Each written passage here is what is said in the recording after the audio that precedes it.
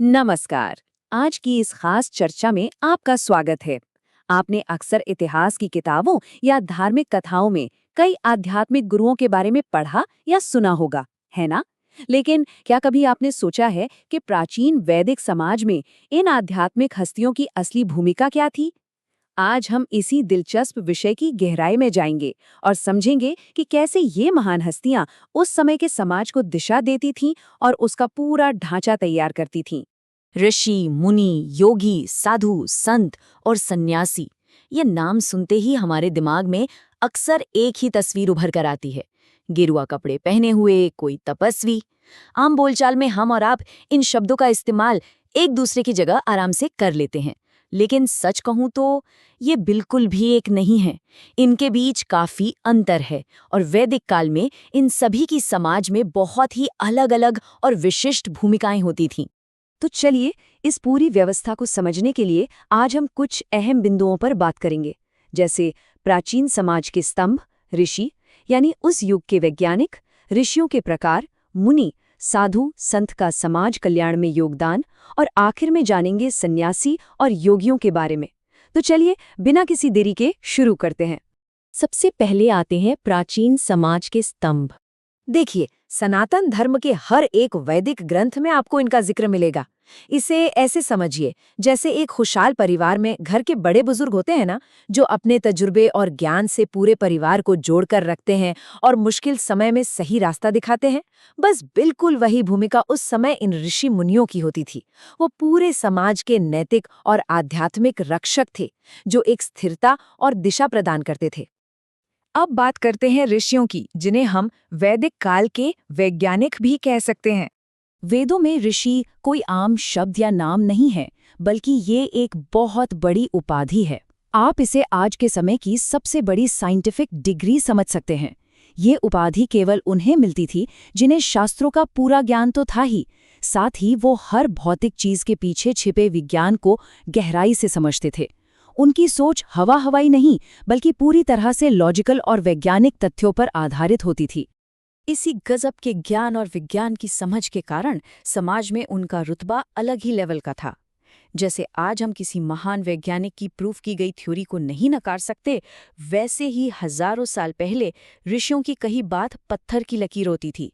उनके मुंह से निकला हर शब्द परम सत्य माना जाता था, और यही वजह है कि कहा जाता था उनके दिए हुए वरदान या शाप कभी बेकार नहीं जाते। उनके शब्दों का रियल लाइफ में कितना गहरा असर था, इसका एक बहुत ही सटीक उदाहरण है ऋषि दुर्वासा। उनके द्वारा माता कुंती को दिया गया वरदान इतना अचूक था कि उसी के परिणाम स्वरूप सूर्यपुत्र कर्ण और पांडवपुत्र अर्जुन और भीम जैसे महान योद्धाओं का जन्म हुआ। ये सिर्फ कोई चमत्कार नहीं था, बल्कि प्रकृति के नियमों पर उनकी मजबूत पकड़ का सीधा परिणाम था। तो अब सवाल उठता है कि क्या सारे ऋषि एक ही श्रेणी के होते थे? इसका जवाब है, ऋषियों के 4 मुख्य प्रकार होते हैं। ज्ञान की गहराई के आधार पर इन्हें इस तरह बांटा गया है। पहले है महर्षि, यानी महान ऋषि, जैसे ऋषि अत्रि। दूसरे हैं राजर्षि। ये बड़ा ही दिलचस्प है। अगर कोई राजा अपना राजपाट चलाते हुए भी एक ऋषि के स्तर का ज्ञान पाले तो वो राजर्षि कहलाता है। तीसरे हैं देवर्षि, यानी देवताओं में वो जो सबसे ज्ञानी हो, जैसे देवर्षि नारद। और चौथे, जो ज्ञान के सर्वोच्च शिखर पर होते हैं, ब्रह्मर्षि, जिनका आध्यात्मिक ज्ञान असीमित होता है, जैसे महर्षि वशिष्ठ।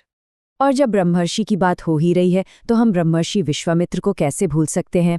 ये भगवान श्री राम के आदरणीय गुरु थे। आप खुद सोचिए, समाज में इन ब्रह्मर्षियों का प्रभाव कितना ज्यादा होगा कि स्वयं भगवान और उस समय के राजघराने भी सही मार्गदर्शन और शिक्षा के लिए इन्हीं की शरण में जाते थे। ऋषियों के बाद अब आते हैं इस कड़ी के अगले पड़ाव पर, मुनि, यानी गहन विचारक। मुनि शब्द संस्कृत के मन शब्द से निकला है, जिसका सीधा सा मतलब होता है सोचना। एक मुनि की असली ताकत सिर्फ शास्त्रों को रटने में नहीं, बल्कि उनकी तीव्र एकाग्रता और विचारों की गहराई में होती थी। ये वो लोग थे जो किसी भी विषय पर एक्सट्रीम लेवल तक जाकर चिंतन कर सकते थे। इनकी कॉग्निटिव यानी सोचने समझने की क्षमता हम जैसे आम इंसानों से कहीं ज्यादा विकसित होती थी, एकदम डीप थिंकर्स। इसके बाद आते हैं वो लोग जिनका सीधा कनेक्शन आम जनता से था, साधु और संत, समाज का कल्याण। हम अक्सर साधु और संत को एक ही पल्ले में रख देते हैं। पर फर्क समझिए, साधु वो व्यक्ति है जो अपने जीवन में हमेशा सही रास्ते पर चलता है, कभी किसी का बुरा नहीं करता, एकदम सादा और सच्चा जीवन। वहीं दूसरी तरफ संत वो है जिसने कड़ी तपस्या करके ज्ञान तो हासिल किया, लेकिन उस ज्ञान को अपने तक नहीं रखा। वो सक्रिय रूप से समाज के कल्याण के लिए काम करता है और भटके हुए लोगों को सही राह दिखाता है। तो हम कह सकते हैं कि हर संत एक साधु हो सकता है, लेकिन हर साधु संत हो ऐसा जरूरी नहीं है। चलिए अब पहुंचते हैं हमारे आज के विश्लेषण की आखिरी कड़ी पर, सन्यासी और योगी जो पूरी तरह से समर्पित साधक होते हैं। यहाँ सबसे काम की बात यह है कि इन दोनों का ही अल्टीमेट गोल ईश्वर को पाना है, पर इनके तरीके थोड़े अलग हैं। सन्यासी वो है जिसने भाई इस दुनिया की हर एक मोह माया, हर भौतिक चीज को पूरी तरह से त्याग दिया है। उसका इस दुनियादारी से कोई लेना देना नहीं। वहीं दूसरी ओर एक योगी वो है जिसका पूरा फोकस, उसकी पूरी जिंदगी सिर्फ और सिर्फ भगवान की साधना, योग और भक्ति में डूबी रहती है।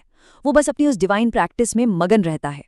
तो आपने देखा कि उस प्राचीन वैदिक समाज में ज्ञान, त्याग और समाज कल्याण का कितना शानदार और सुव्यवस्थित ढांचा था।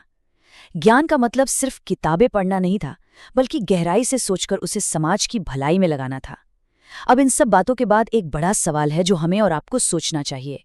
आज के इस मॉडर्न साइंस और इंटरनेट वाले युग में, जहाँ हर जानकारी बस एक क्लिक दूर है, हमारे समाज को सही दिशा दिखाने वाले वो गहरे विचारक, आज के ऋषि और मुनि आखिर कहाँ हैं? क्या आज की इस भाग-दौड़ भरी जिंदगी में हमें उनके मार्गदर्शन की सबसे ज्यादा जरूरत नहीं है? इस पर जरूर विचार कीजिएगा। आज की इस चर्चा में मेरे साथ जुड़ने के लिए आपका बहुत बहुत धन्यवाद।